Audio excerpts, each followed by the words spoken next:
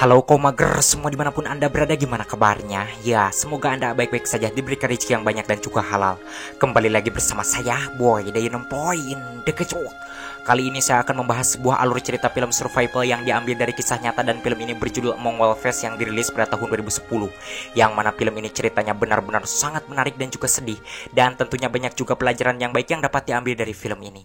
Sebelum masuk ke alur ceritanya, jangan lupa like, comment, and subscribe. Dan jangan lupa aktifkan loncengnya biar Anda tidak ketinggalan alur cerita film survival berikutnya. Oke, tanpa berlama-lama kita langsung aja masuk ke alur ceritanya. Dan seperti biasa, cerot.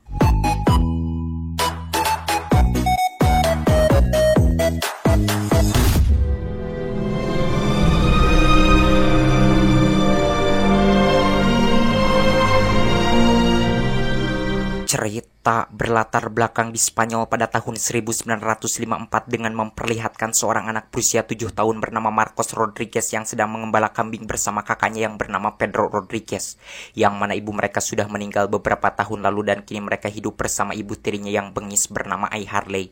Sedangkan ayah mereka bernama Mantili Rodriguez, seorang pengangguran yang hobinya minum tua. Sepulangnya ke rumah, sang ayah yang sudah tidak memiliki uang sepeser pun untuk bekal hidup didorong oleh istrinya agar menjual Marcos ke seorang bangsawan bernama Jalil yang memiliki banyak peliharaan kambing. Mantili yang otaknya sudah tidak waras dan belegug spontan menyetujui usul biadab Ai tersebut. Lalu saat itu juga dirinya langsung pergi membawa Marcos untuk menjualnya ke Jalil, membuat Pedro yang melihatnya sangat sedih. Sesampainya di rumah Jalil, Mantili pun langsung menyampaikan maksudnya tersebut, dan tanpa pikir panjang Jalil pun membayarnya. Kemudian di sana Jalil memanggil anak buahnya yang bernama Alex Taisio dan menyuruhnya agar mengantarkan Marcos ke pegunungan Sierra Morena untuk mengembalakan kambing menemani seorang budaknya yang bernama Anastasio. Dalam perjalanan, Taisio bertemu dengan seorang petani miskin bernama Alvaro. Lalu di sana Taisio menanyakan apakah ada pemberontak datang ke daerah ini. Mengingat kala itu keadaan di Spanyol sedang krisis dan banyak pemberontakan, Alvaro menjawab tidak ada. Setelah mengetahui itu, kemudian Taisio pun pergi melanjutkan perjalanan. Terlihat di sana Marcos menjatuhkan satu karung makanan tanpa sepengetahuan Taisio, membuat anak perempuan Alvaro merasa bahagia karena sudah beberapa hari mereka belum makan. 2 hari kemudian, selepas menempuh perjalanan yang cukup jauh, akhirnya mereka pun sampai di tempat Anastasio. Lalu di sana Taisio pun memberitahukan bahwa sekarang Anastasio mempunyai teman untuk mengembalakan kambing, yakni Marcos. Setelah memberitahukan hal tersebut, lantas Taisio pun pergi meninggalkan tempat tersebut dengan meninggalkan satu karung makanan untuk mereka. Usai Taisio pergi, sorenya Anastasio menyuruh Marcos agar menghitung seluruh kambing peliharaannya dan memasukkannya ke kandang. Dengan patuh, Marcos pun menurutinya. Malam harinya Marcos yang berada di dalam gua tempat tinggalnya Anastasio, dirinya merasa ketakutan karena Anastasio belum juga pulang. Dalam keadaan ketakutan, beruntungnya Anastasio keburu datang sambil membawa 2 ekor kelinci. Lalu Anastasio pun memberikan satu kelinci tersebut kepada Marcos. Di mana saat itu Anastasio sudah selesai menyisit dan membakarnya kelinci tersebut. Sementara Marcos yang tidak punya pengalaman dalam hal tersebut, dirinya masih kesusahan menyisit kelinci itu. Melihat Marcos kesusahan, Anastasio tidak melirik sedikit pun, dirinya malah tidur. Mungkin hal tersebut Anastasio lakukan untuk mendidik Marcos agar bisa mandiri. Hingga akhirnya Marcos sampai ketiduran dalam keadaan perut yang sangat lapar kukurubukan. Keesokan harinya Marcos mengintip Anastasio yang sedang menangkap kelinci menggunakan caranya sendiri, yakni dengan memasukkan hewan peliharaannya ke dalam lubang kelinci tersebut dan menutupi sebagian lubang yang lain. Terlihat di sana usaha Anastasio berhasil membuat Marcos yang melihatnya merasa takjub dengan keterampilan yang dimiliki Anastasio dalam menangkap kelinci. 3 hari kemudian, Anastasio menemukan satu kambing peliharaannya kakinya patah. Melihat itu, lantas Anastasio pun menyuruh Marcos agar mengambilkan kulit pohon dan setangkai tanaman yang berkhasiat untuk menyembuhkan tulang yang patah. Setelah Marcos mendapatkannya, lalu Anastasio pun menempelkan tanaman itu di kaki si kambing tersebut, kemudian mengikatnya dengan kulit pohon. Hari berikutnya, Anastasio memperkenalkan Marcos kepada seekor induk serigala yang sudah menjadi sahabatnya sejak lama dengan cara menyuruhnya memberikan seekor bangkai kelinci. Pantas saja serigala yang ada di tempat tersebut tidak ada yang berani memangsa kambing peliharaannya disebabkan Anastasio sudah bersahabat baik dengan salah satu dari mereka. Malam harinya Marcos merasa ketakutan ketika mendengar suara longlongan serigala membuatnya terpaksa pindah ke tempat tidur Anastasio. Di mana saat itu Anastasio yang belum tidur dirinya merasa bahagia seperti memiliki seorang cucu. Sesudah Anastasio mengenal baik Marcos, lantas dirinya pun mengajarkan kepada Marcos bagaimana caranya menangkap kelinci, menggali umbi-umbian semacam kentang, dan menjebak burung. Diceritakan suatu malam Anastasio kedatangan beberapa orang pemberontak yang mampir ke guanya. Anastasio yang tidak mengetahui apa-apa mengenai keadaan negara pada saat itu dirinya tidak menolak kedatangan mereka. Bahkan terlihat di sana Anastasio begitu akrab dengan mereka, kelihatannya mereka bukan sekali mampir ke guanya. Selepas cukup beristirahat, lantas para pemberontak itu pun kembali melanjutkan perjalanan untuk turun ke perkampungan. Usai para pemberontak tersebut pergi, tak lama kemudian di sana Anastasio dan Marcos mendengar suara tembakan. Sepertinya di bawah para pemberontak itu bentrok dengan tentara yang sedang berpatroli.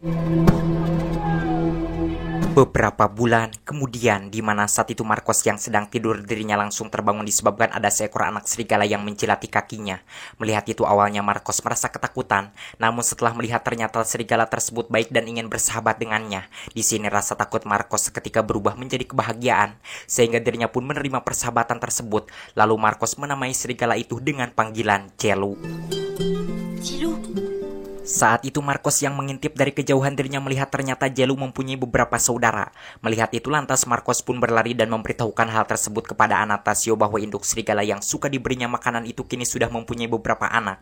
Mendengar itu Anastasio merasa bahagia, namun Marcos merasa sedih karena menemukan kesehatan Anastasio tidak membaik. Keesokan harinya Marcos meninggalkan Anastasio sesaat untuk memberikan susu kepada Celu. Tetapi sialnya saat itu Marcos harus menunggu lama dikarenakan Celu tidak langsung datang ke tempat tersebut. Walaupun lama menunggu, namun akhirnya Celu pun datang menghampirinya, di mana hal tersebut membuat Marcos semakin yakin bahwa Celu benar-benar ingin bersahabat dengannya. Lalu saat itu Marcos pun berlari untuk memberitahukan hal itu kepada Anastasio. Sesampainya di gua, Marcos tidak menemukan Anastasio berada di sana, dan ketika kembali keluar di sana Marcos melihat Anastasio sedang terbaring di atas rumput dalam keadaan batuk-batuk. Setelah Marcos berada di hadapannya, Anastasio mengatakan bahwa dirinya sudah tidak kuat lagi menahan penyakit yang dideritanya. Lalu Anastasio pun memberikan kalung yang dipakainya itu kepada Marcos. Selepas memberikan kalung tersebut, tanpa disangka Anastasio menghembuskan napas terakhirnya, membuat Marcos menangis merasa sedih. Karena hal tersebut menandakan bahwa mulai hari itu dirinya harus bertahan hidup sendirian di tempat tersebut yang jauh sekali kemana-mana. Di mana kala itu Marcos yang sudah selesai membuat lubang untuk menguburkan mayat Anastasio, dirinya merasa heran ketika melihat banyak burung yang berterbangan di atas tempat tersebut. Dan tanpa diduga tiba-tiba burung-burung tersebut turun kemudian memakan tubuh mayat Anastasio hingga tidak tersisa. Melihat itu Marcos tidak bisa berbuat apa-apa selain menyaksikannya dengan penuh ketakutan. Hari pertama semenjak kehilangan Anastasio, Marcos mencoba menangkap kelinci dengan cara yang pernah diajarkan Anastasio kepadanya. Tetapi usaha Marcos tidak berhasil karena dirinya selalu salah dalam menutup lubang kelinci tersebut. Disebabkan usahanya gagal untuk mengisi perutnya yang lapar, saat itu Marcos berniat mau mengambil susu kambing, namun sialnya susu kambing malah lepet. Di hari kedua Marcos pergi memeriksa jebakannya, tetapi naas jebakannya belum membuahkan hasil, membuat Marcos merasa kesal. Dan ketika Marcos sedang bersandar di batu yang lukutan, di sana dirinya melihat ada kelinci yang keluar dari lubangnya. Sebelum Marcos bertindak, tiba-tiba seekor burung datang menangkap kelinci tersebut lalu membawanya ke dahan pohon. Melihat itu lantas Marcos pun naik ke pohon tersebut dan berniat mau mengambil kelinci yang baru saja ditangkap oleh si burung tersebut.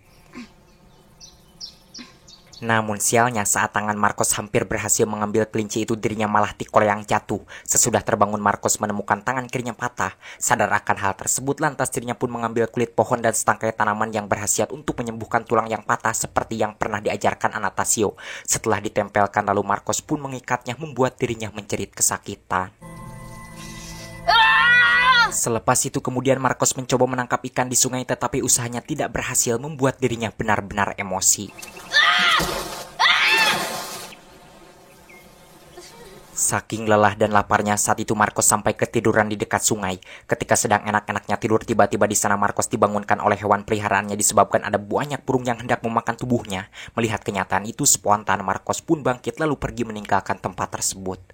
Sesampainya di suatu tempat di sana Marcos menemukan dua burung yang sedang memakan bangkai rusa. Karena sudah sangat lapar lantas dirinya pun mengusir dua burung tersebut kemudian memakan daging bangkai rusa itu mentah-mentah. Karena tidak terbiasa malam harinya Marcos muntah-muntah.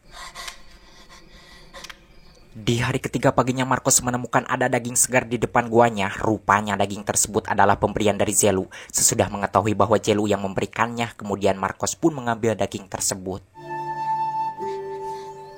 5 bulan selepas kejadian itu terlihat di sana tangan kiri Marcos sudah sembuh, di mana saat itu Zelu yang sedang mendapatkan rezeki dirinya tidak lupa selalu memberikan bagian kepada Marcos. Walaupun Zelu selalu memberinya daging, tetapi Marcos tidak mengandalkannya karena sekarang dirinya juga sudah mahir dalam mencari isi perut, seperti menjebak burung dan menangkap kelinci. Dan ketika mendapatkan rezeki yang banyak, Marcos juga tidak lupa selalu membaginya dengan Zelu. Suatu hari Taisio bersama anak buahnya datang ke tempat tersebut untuk melihat keadaan Anastasio dan Marcos. Namun sesampainya di dalam gua, Taisio tidak menemukan mereka berada di tempat tersebut. Dengan penuh emosi lalu di sana Taisio pun memadamkan api durukan Marcos menggunakan air kencingnya yang bau jengkol. Membuat Marcos yang mengintipnya merasa terkejut sekaligus kesal karena dirinya sudah lama menjaga api durukan tersebut agar tetap menyala disebabkan dirinya tidak bisa menyalakan api. Mengingat di sana tidak ada korek api atau alat yang lainnya. Saat itu Marcos yang bersembunyi dirinya hampir saja ketahuan oleh Taisio, tetapi beruntung kala itu anak buahnya keburu memanggil hingga akhirnya Marcos pun tidak ketahuan oleh Taisio. Sesampainya di sana anak buahnya mengatakan bahwa tulang-tulang dan tengkorak yang ditemukannya itu pastinya tulang dan tengkoraknya Anastasio. Melihat itu lantas Taisio pun aguk dan membuka topinya sebagai bentuk rasa kemanusiaan. Setelah mengetahui bahwa Anastasio sudah meninggal, lalu Taisio dan anak buahnya pun pergi meninggalkan tempat tersebut sambil membawa seluruh kambing milik bosnya. Melihat Taisio sudah pergi, kemudian Marcos pun keluar dari persembunyiannya dan masuk ke dalam gua. Dan ketika Marcos sedang berusaha niupan api durukannya, tiba-tiba Taisio datang menangkap Marcos dan membawanya pergi. Tetapi belum juga Taisio jauh meninggalkan tempat tersebut, Zelu bersama saudara-saudaranya datang mencegah Taisio. Melihat itu spontan Taisio pun berniat mau mencabut becengnya, namun dengan cepat Marcos menggagalkannya, kemudian dirinya kabur meninggalkan Taisio. Taisio yang mempunyai dendam di mana pada musim dingin dirinya kembali datang ke tempat tersebut sambil membawa anak buahnya untuk membunuh Zelu dan saudara-saudaranya karena gara-gara mereka Marcos menjadi kabur. Dan rencana dendam Taisio pun berjalan dengan baik. Terlihat di sana dirinya dan anak buahnya berhasil menembak Zelu dan kedua saudaranya yang sedang mencari makanan, membuat Marcos yang sedang mengintip kelinci merasa terkejut ketika mendengar suara tembakan tersebut.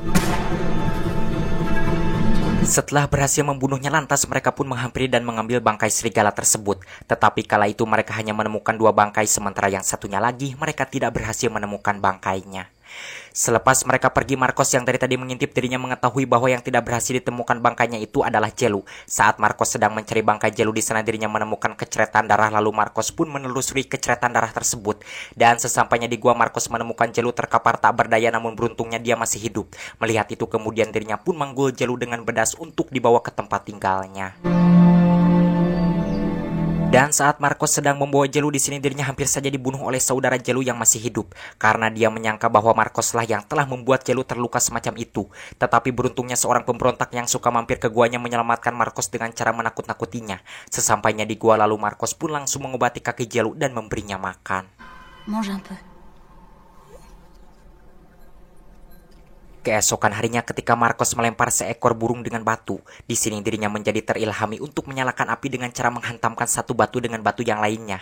Terlihat di sana usahanya berhasil membuat Marcos sangat bahagia, lalu dirinya pun membawa api tersebut ke guanya. 12 tahun kemudian, terlihat di sana kini Marcos telah tumbuh menjadi pria dewasa berambut panjang dengan memakai pakaian dari kulit hewan layaknya Tarzan si Raja Rimba. Bahkan sekarang dirinya juga sudah sangat mahir dalam berburu hewan untuk mengisi perutnya. Dan yang membuat Marcos selama ini tidak merasa kesepian bertahan hidup sendirian di tempat tersebut dikarenakan Zelu selalu ada di samping menemaninya.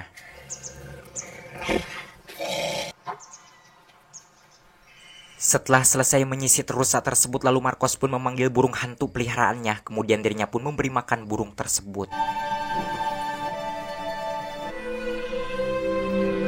Selain burung hantu dan Zelu, terlihat di sana hewan peliharaannya yang suka digunakan untuk menangkap kelinci juga masih hidup.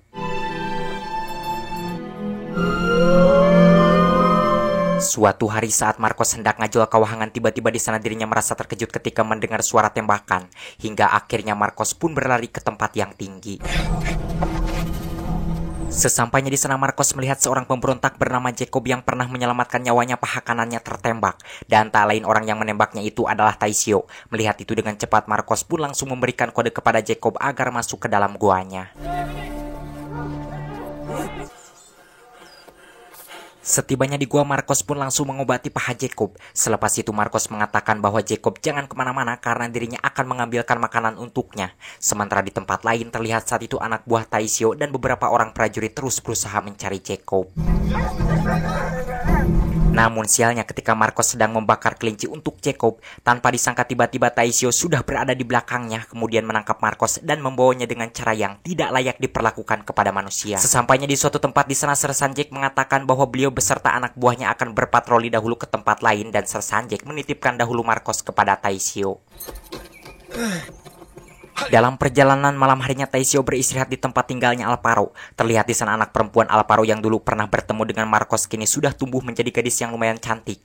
Saat sedang mengobrol, entah kenapa kala itu tiba-tiba Taishio marah dan langsung pergi meninggalkan tempat tersebut. Sepertinya Taishio tersinggung karena perbuatannya yang tidak manusiawi memperlakukan Marcos.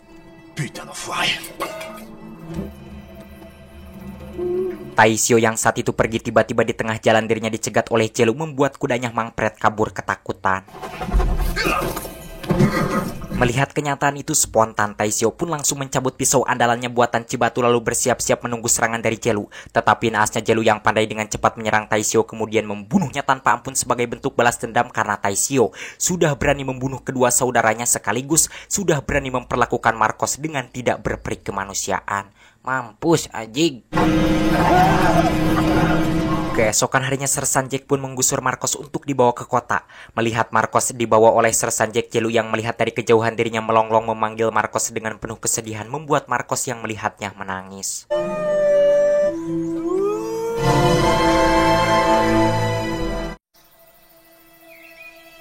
Di akhir cerita kita akan diperlihatkan dengan Marcos Rodriguez asli yang telah berusia 75 tahun dan kini beliau adalah seorang pendeta dan penasehat para pejabat tinggi di negaranya. Di mana saat itu Marcos yang telah berada di atas bukit beliau memanggil Jelu. Selepas beliau memanggilnya tak lama kemudian Jelu pun datang menghampirinya. Dan saya tidak tahu entah itu Jelu yang dulu entah anak cucunya, yang jelas dia juga sama sangat menyayangi Marcos. Tamat ending yang sangat memarkoskan, harukan.